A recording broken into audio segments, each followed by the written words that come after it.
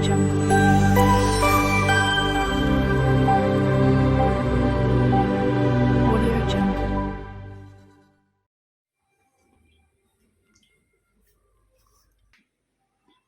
மீன் வாங்கியிருக்க. மீனில் என்ன கறி செய்ய போகிற இன்னைக்கு? கருத்த கறி வைக்கணும். இந்த வறுத்து அரைச்சி வைப்போம்ல, மருந்து குழம்புன்னு சொல்லுவோம். அப்படியே வறுத்து அரைச்சி மொஞ்சுக்கு எல்லாம் வறுத்து அரைச்சி வைக்கணும். ஓ, கருத்த கறி. நம்ம ஊரில் சொல்கிறது கருத்த கறின்னு சொல்லுவாங்க. அந்த கறி என்ன மீன் இது? சாலை. சரி சரி. இது ஃபுல்லாக கழுவி வச்சுட்டா புளியா? நம்ம வெட்டினதை பார்த்தீங்களா, அதே மாதிரி வெட்டணும். வெட்டி நல்லா சுத்தப்படுத்தி கழுவி வச்சுக்கணும். அப்படின்னு இருக்கா? சைடு மட்டும் கொஞ்சம் சைடு நறுக்கிட்டா உரிக்கிறதுக்கு ஈஸியாக இருக்கும். டக்குன்னு உரிக்க நல்லா இருக்கும். நல்ல மீனாக இருந்தது என்னோட இதில். நம்ம கடையில் நிறைய இருக்கும்.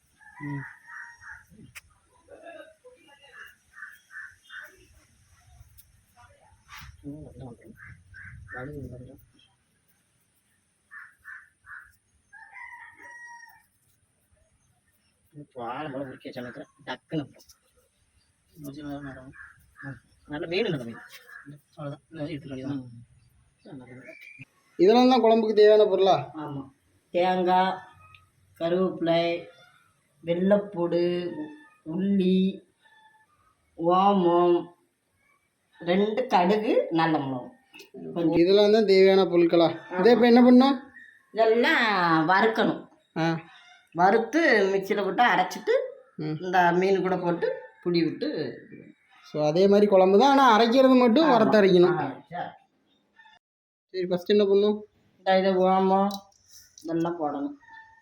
நல்ல மிளகு உங்களுக்கு ஃபஸ்ட்டு ஓமம், கடுகு, நல்ல மிளகு இருக்குமா?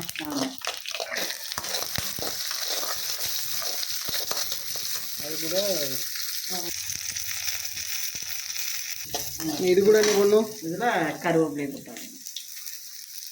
எவ்வளோ கருவேப்பிலை தான் போடணும்.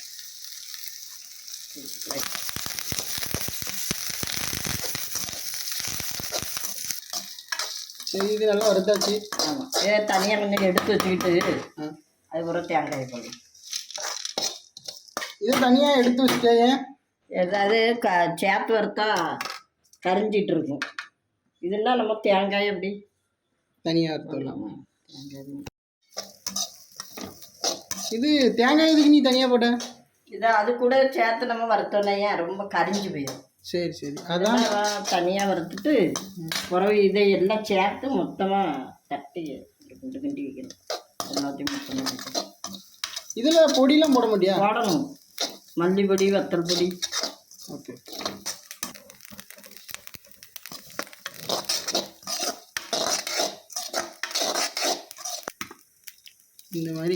இந்த மாதிரி நல்லா ப்ரௌனாக வறுத்துக்கணும். ஆமாம். தேங்காய் வறுத்துக்கிட்டு எல்லாம் தட்டிடணும்.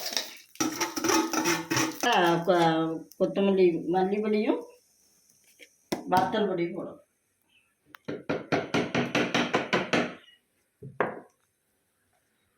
ஒரு டீஸ்பூனா? ஆமாம்.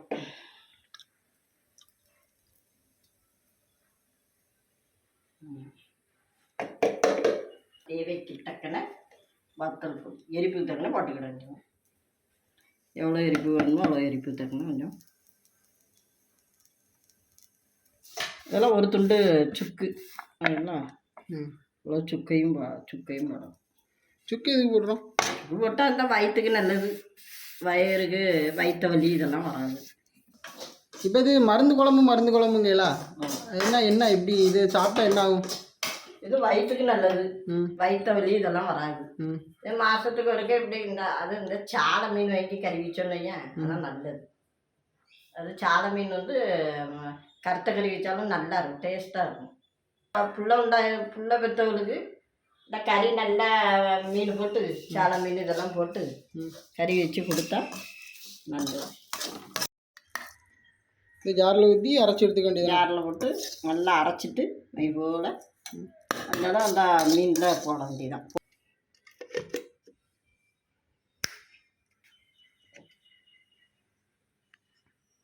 இப்போ இந்த மாதிரி பேஸ்ட்டாக அரைச்சிக்கணுமா? நல்லா எவ்வளோ அரைச்சிக்கணும்.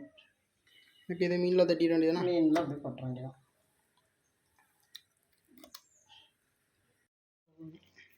ஓகே, புளி இவ்வளோ எடுக்கணுமா? ஓகே. உப்பு தேவைக்கேற்ப. அது அந்த புளி கூட போட்டு தானே கரைக்கணும்? ஆமாம், புளியில் போட்டு இதுலேயும் கொஞ்சம் போட்டுக்கணும் லேசாக போட்டு நல்லா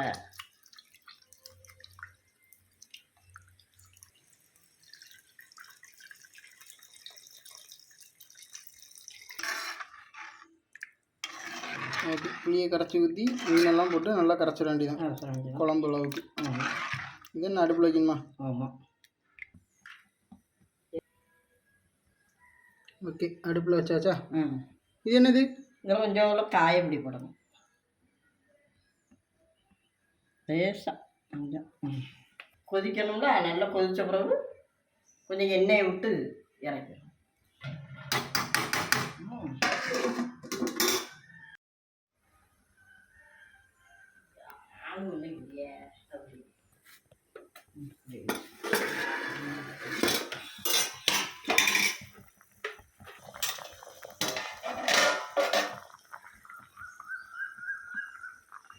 நல்லா கொதிச்சுட்டு நல்லா இதில் இன்னும் கொஞ்சம் எண்ணெயை விட்டு இறக்கி வைக்க வேண்டியதான். ஓகே. இப்போ என்ன செய்யணும்? இதில் எண்ணெய் சுற்றி கொஞ்சம் எண்ணெய் விட்டுற வேண்டியதான். எண்ணெயை விட்டு இறக்கிற வேண்டியதான். இது தாளிக்கலாம் வேண்டாம்? தாளிக்க விடாது.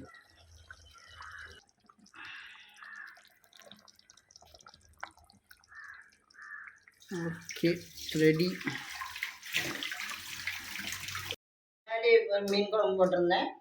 இப்போ கருத்தக்கறி செய்திருக்கேன். உங்களுக்கு பிடிச்சிருந்துன்னா லைக் பண்ணுங்கள், ஷேர் பண்ணுங்கள்.